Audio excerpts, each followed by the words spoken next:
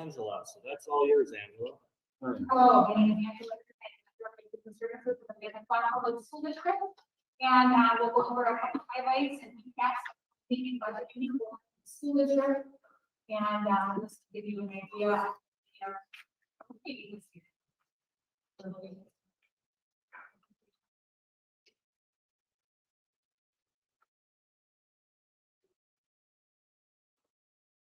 I will be there. So.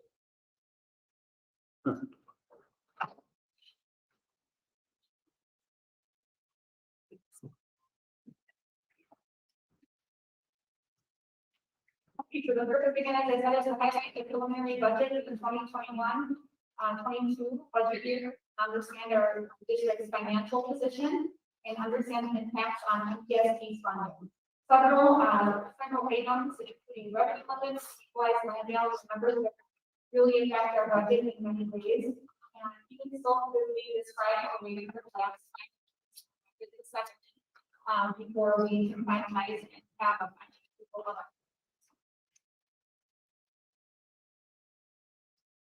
Okay, anything else you want to add? Susan, next slide. Okay, go ahead. Okay, so revenue limits. So revenue limits, they control the revenue a school district can generate between state aid and local taxes. So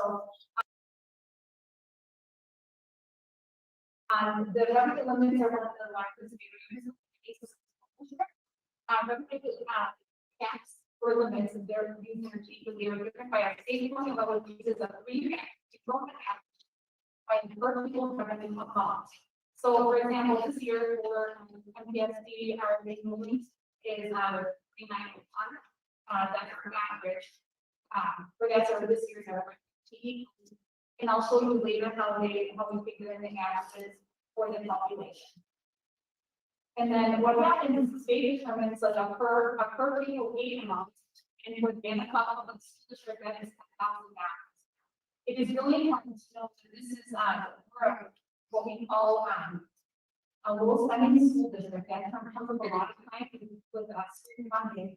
And we receive probably between $200 to $400 per student, and even thousands of dollars for districts in the state. So that really makes it extra challenging for us as students when the government expects and established in the early 1990s. Just our position to be fiscally conservative and responsible, and we're kind of penalized because we were stuck when that revenue limit was established.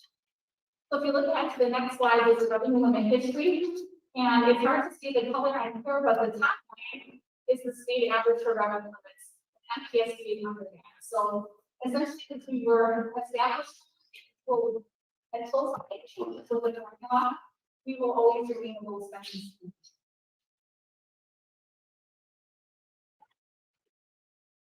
Values of student are 2,000 to the state aid. So because our value per student is below the state average, the district receives a higher percentage of equalization aid from the state compared to the budget. So 64% of our funding comes from state aid and 36% comes from our tax funding. And this fluctuates slightly each year. So if you look ahead at the next slide, this shows what the revenue limit is kind of like a cup. And so your cup, you're using your full cup, whatever you fill up with state aid, remaining is the only that you can run. Okay. And so last year we had state $35 million, and then this year it's estimated to be in the $37 million range. And now we finalize this. And so because of that range, because of that amount, and what we estimate our total revenue to be, we're estimating that our local tax levy will be $20,315,467.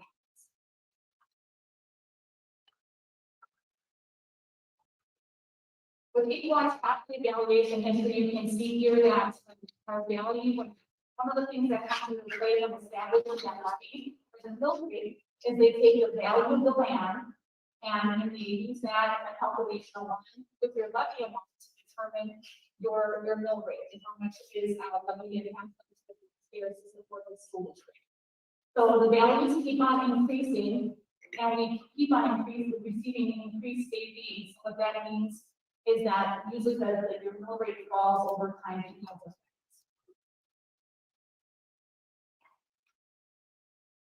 In the next slide, we have a year-to-year comparison, and you can see kind of the history from the last 2 years of where the property value has gone. It's a 5.7% increase for this year. There are some enrollment trends that are below that show kind of the enrollment numbers that are averaged together, or the totals that we use to calculate enrollment, and then the revenue per member. One thing that is unique with this year is that when the governor has it's not fixed yet, but there is a big chance that we will receive $125 more per student as a part of our budget, and that was built into our budget. But important to remember that it's just a one-time additional add to the budget. It's not a continuation that is just to help with additional aid, one-time aid with COVID. So that would be a change for us next year because that funding is about $620,000 that we are doing. I mentioned before like a 3-year average, and so what happens is they take our average over time, and so when you have your account, it sticks with you for 3 years. We use that average to apply to levels. What this does is it helps districts like ourselves that are seeing sort of hold advantage with their budgeting based on the kind of enrollment. So we have to use staffing strategies and other things in evaluate expenses, all with our enrollment in mind. So enrollment is a huge driver. And then on the next slide, you can see there is kind of an overall trend. And it's kind of hard to see, like all the way when the left was 200 students about 10 years ago, and now we're down. So moving on to more specifics about the budget, we have our general budgets, our general and special education revenue budget by you'll see on here the green portion is our state services. That's sort of the largest other area up to the far right tax level. So you can see between our state aid and our local tax level, that's the majority of our revenue. The slice that's on the bottom here is our federal fund. We'll see it in a slide, a couple of slides earlier. Because of the COVID coming in with the meeting, our federal funding is significantly more substantial and this for this. Our expense budget. Also shows kind of the distribution of what we have for expenses and salaries and benefits are really one of the largest portions of any school district. So 80% of our budget. And so then we have other areas that are covered within the budget. So, on the next slide, I have just a comparison. If you look from the left to the right, you can see that the slice on the bottom right is much larger than our federal funding. So, the federal funding over is definitely larger. Going on to the next slide. Oh, some of this has been translated over here. So this there are many different areas, very colorful, and different the budget in many different areas. The largest slice is our elementary English, social studies, and science teachers in our district, and then just other areas of the development.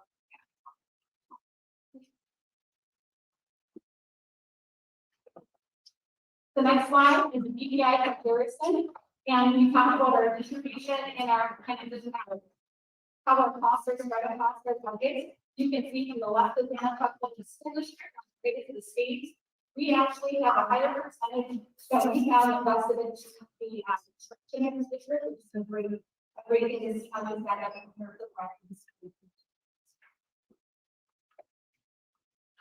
On the next slide is the grand total of the budgets. And then how it's the expenses throughout the district. You can see that our governmental funds, state and local services, mainly go to our government education funds to fund construction. And we have special projects funds, our debt service, and then our food service is kind of its own separate fund and managed separately for the purpose of providing community service. Our district debt service, state statute allows us to use 10% of our equalized value for debt, and our debt is scheduled to be paid off by 2024. So which is, that's a really great thing for our district, for research, and we're going to move into stages with this. We're currently utilizing less than 1% of our income capacity,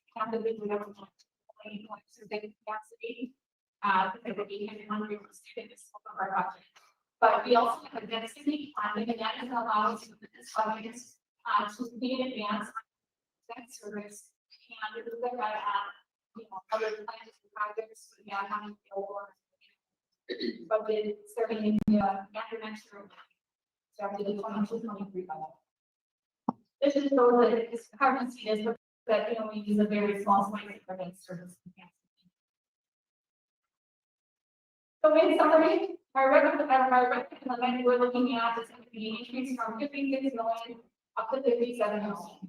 And our equalized valuation has had an increase as well. And our general state aids are at 1.46%. Our tax levy, even though our state aid is going up, our levy is estimated to go down compared to where it was last year, down $740,000, which is which is going to bring us to 13 cents mill rates. Okay, and this is still not finalized yet. It is likely that is a preliminary number, and as things lock in this Friday, that likely we're the most recent calculations are thinking is going to end up in the $7.30, $7.20 range, over 47 compared to what the rate is today. So that's still a significant increase for what we paid for in recent years. So that's great news for taxpayers. The next slide shows the tax levy history and shows the amount that we're going down and where what we're paying for debt service. And so, like the reduction, our mill rate at this point is going to be going down at least 8.73%. So that is a very positive change. The next slide shows kind of a overall distribution of instructional funds, special project funds, debt service, capital projects and service, and an overall percent change increase of 4.2% this year. Our total revenues and expenditures for all funds, we are anticipating and planning that they will go into fund balance, but we're definitely working hard with the district to be very conservative and always keeping it in mind as we're planning for the use of taxpayer money to fund education. And so it's good that we're trying to avoid using fund balance through rates.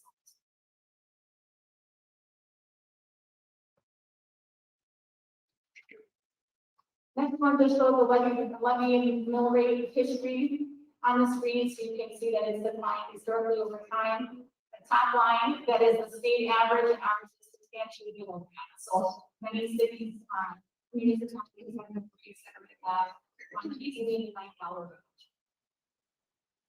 So these are my points to wrap up. The levy limit is estimated to be $57 million, which is an increase of 1.019%. Final amounts for the parental choice vouchers and the private school voucher aid have not been finalized, and that will be finalized as of this week on October 15th. So increases, this is important to know that, and I mentioned it earlier, increases in state aid do not provide additional revenue to the district. What it does is it just switches that distribution between being more receiving more from the aid, so the amount that's left to fill from with the local tax levy is less. And every year the district tax levy is used to fund state private voucher school programs. That's an important thing that many don't realize that's built into our revenue limit to scale and support level for private schools.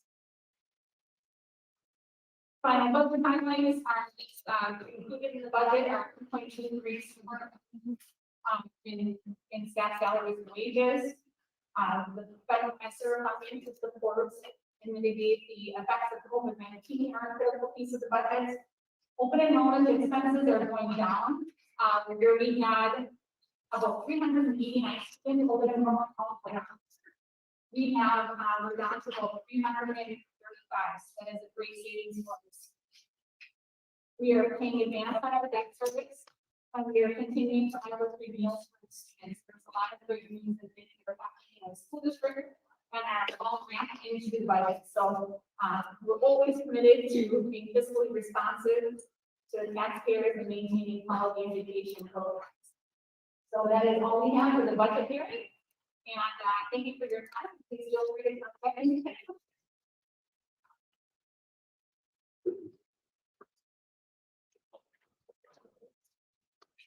Yeah, does anybody have any questions regarding the budget? You have the opportunity to do that now. Anybody have any questions? We'll talk about it at, when we get to that point, but it's really for the public. So for the public. Is there anybody? Okay, go ahead.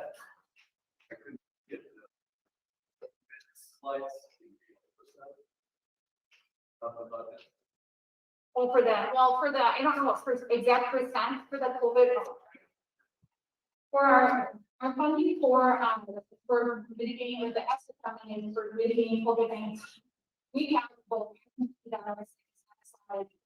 So, that's amount has to be paid out and then collect. To work with those programs. Are there any new expenses that are attributable to that meeting? They're contingent. We're going to add it to get Say that again, sorry. got mascots on. Like, your root. After they have them, yes, that's money. So we have to. On a earmark. Oh, the only have to say is we definitely have to say our budget. We have to be specific in the whole of all of our expenses that we use because we have to point out very stuff like that specific way and use for back to the state. So Oh, your root training is. No, it's last year's budget. Your root It's not this year's budget. is a contingency. No. okay. No, it's not. No. Anything else? See any hands up? Okay, seeing no other hands, entertain a motion and a second to adjourn the public hearing. That's it. I'll make motions to adjourn. I'll second. All in favor, say aye. Okay, we'll, because the notice shows 7 o'clock, we'll have to wait till 7 o'clock to start our regular meetings. We have 11 minutes right now.